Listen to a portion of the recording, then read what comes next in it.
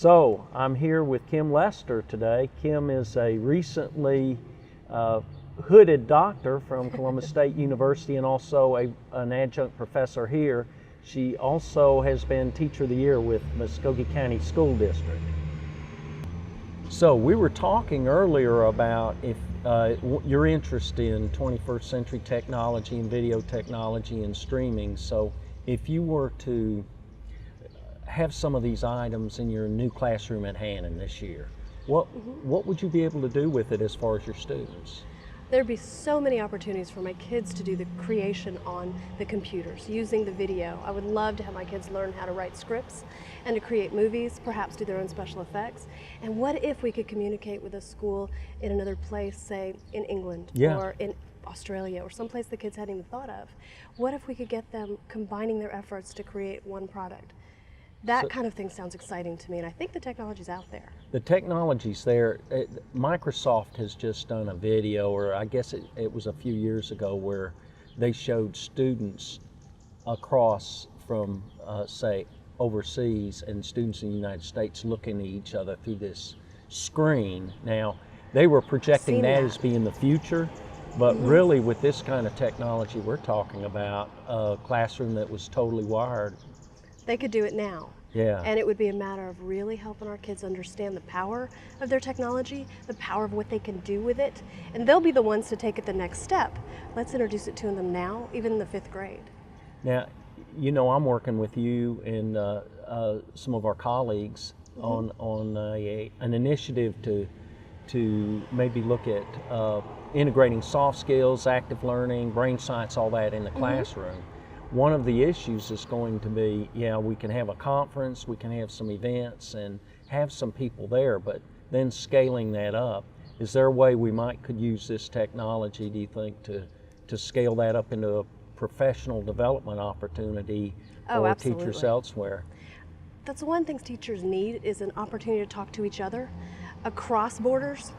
If we could discuss our problems on a grander scale, what if we could do professional development where we're all talking the same language, we're all talking the same vocabulary and the same issues, but we're talking to somebody who perhaps is in a different type of school.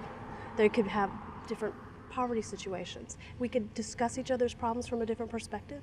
Maybe we could come up with new solutions, but we've got to get that technology into our classrooms and into our professional development. It'd be sort of neat if at Hannon you could communicate with students and teachers from your classroom that you were in it when you were Teacher of the Year. It would be. That would be fun. I actually did something when I was at Downtown Elementary where we did a literature study and we used webcams and we talked to the other class and we asked each other questions because we both read the same book, and the kids told me that gave them a whole different perspective. The kids were from a different type of a classroom. Right. And it gave them a different perspective, and they kept saying, I never thought of it that way. Yeah. And it's another way to bring people together and get new ideas out there. Yeah, that sounds like a really neat, this would be the next generation of the webcam thing. So speaking of this whole idea of soft skills and active learning, you're very much engaged in active learning, and that was sort of your platform as Teacher of the Year. Right. And often you said that it was, initially you were sort of in the isolation in doing that kind of activity because it was just different. Would you talk a little bit about what active learning means to you and what made you get into that kind of approach to teaching? Sure. The first thing for me with active learning is you have to develop those relationships with your students. And when the teacher develops that relationships, they begin to trust a little bit more and they can release the control. And that really makes active learning happen. When the teachers can step out of it and let the kids take control of whatever learning, the activity, even have the kids create the experiments that they're doing in science, or that they want to go do some sort of research over here and they bring a group of kids with them and their discussion helps build that learning. That's really active learning in my book. A lot of things that we do when my kids and I are engaged, we'll go outside. And that also takes that relationship. I can trust my kids. I know that they'll be okay when they go outside. They're not going to run off on me. And I think it's that release of control that teachers really need to work on for true active learning. And one of the big misconceptions about active learning, some people think you just put it out there and the kids do it.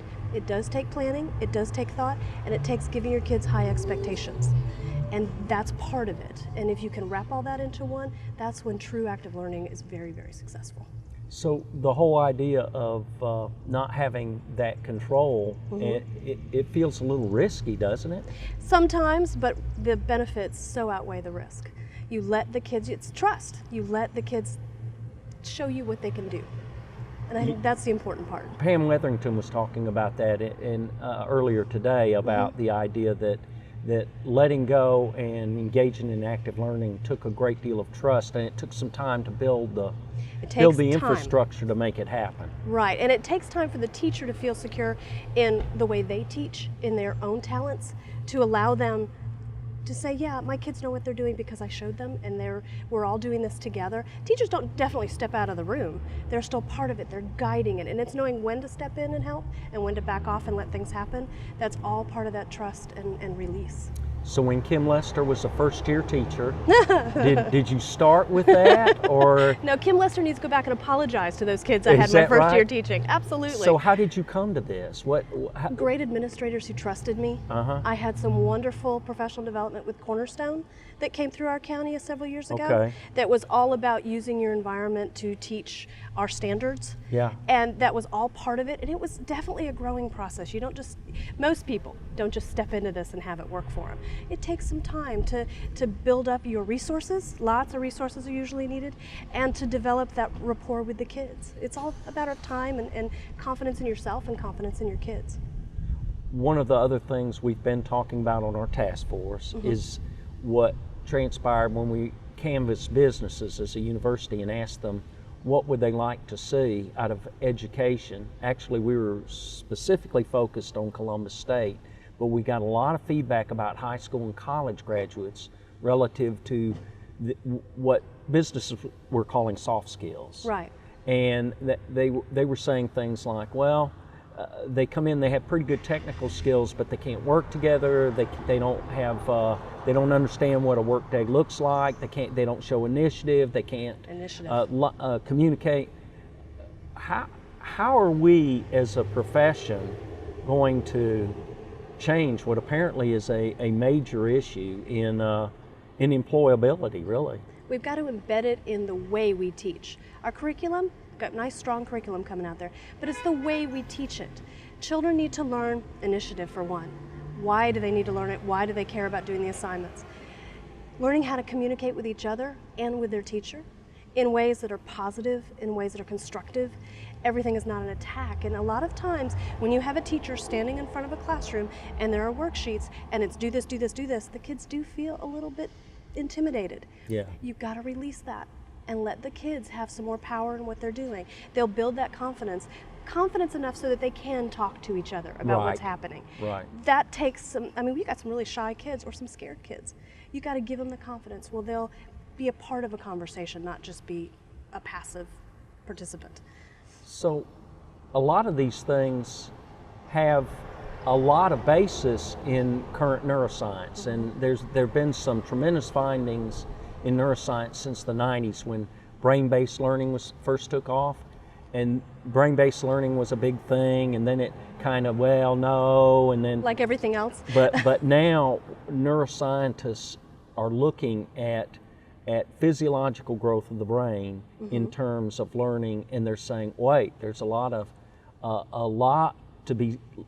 to say about what kinds of practices we should have. So I know that your thing is being a class.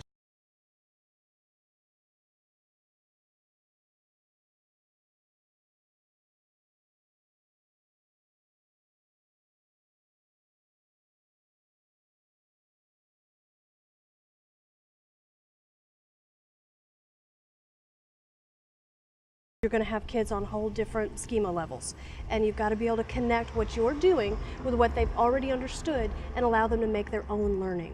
It's not about opening up their head and shoving a bunch of stuff in it. It's about letting them pull it out. Right. And part of that is in how you instruct, in the kind of learning that you're doing, the kind of environment that you create. If the kids feel safer, they're going to be more willing to take risks, and that risk taking develops deeper learning and deeper understanding. Understanding how to really share their own learning and make those connections among each other. If you're doing communicative environments, they'll feed from each other. They draw from each other, and that builds all that background knowledge and brings it all out that other kids can share and understand, and it makes the learning deeper. So it sounds like you sort of create an environment that fosters that kind of thing. You have to. When you came into the profession and you first taught, you sort of have a, looking back, you sort of say, well, there are things I wouldn't have done, things I would have done differently. And then, not that much far into the future, you were named Muskogee County Teacher of the Year. And you were the teacher, and you were speaking everywhere on teaching, and this was sort of your platform. Where was the point at which you made the mental shift from that young teacher that came in, that newbie teacher, to becoming that, not just a consummate professional, but really the star professional of the district? Oh goodness, I will tell you, the work that I did with Cornerstone changed me professionally, because they did a lot of constructivist learning. It was a lot of really strong professional development, but the whole idea of it was giving that control to the kids and letting the kids create. And it's that, I guess it was the fact that I wasn't afraid to try, and that's just part of kind of who I am. And I think it's probably because I've had teachers that taught in the same way, to let the kids have the control, to let you try things without being afraid of failing. I think I had wonderful administrators, and when I was Teacher of the Year, I had a fantastic staff of people that I worked with. The teachers that I were with were just incredible. I always learned from them. But I think it was really just a matter of, let's give this a shot. And it's always in the best interest of the children. It's never really about awards or titles. It's about what are we doing for our kids. And it's never, you will find very few teachers who are really that focused on test scores, if that's what they want to do, is test scores. It's about how do we help our kids grow up to be professionals, to do their favorite thing in a really well-rounded way. It's about the children. It's about how do we make this possible for them.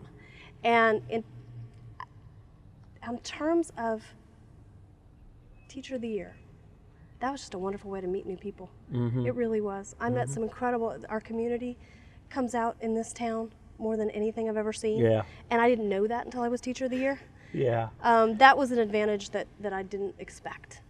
And I'm going to use it as I get back into the classroom and have some of those community people come into my room. Great. That's a good opportunity to connect up your students.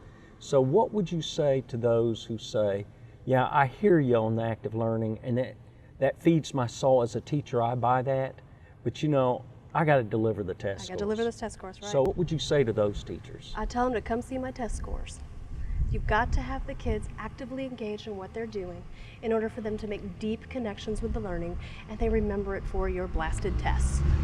It's not about what they learned in 3rd grade and then they dump it in what it's 4th grade. It builds on each other. If they're doing it in an active, engaging manner where they're communicating with other people, where they're actually connecting to their own personal experiences and their own knowledge, it makes it more real. It makes the learning concrete. So come on in and see it. Muskogee County Teacher of the Year, Dr. Kimberly Lester, and also I'm proud to say she teaches here at Columbus State University.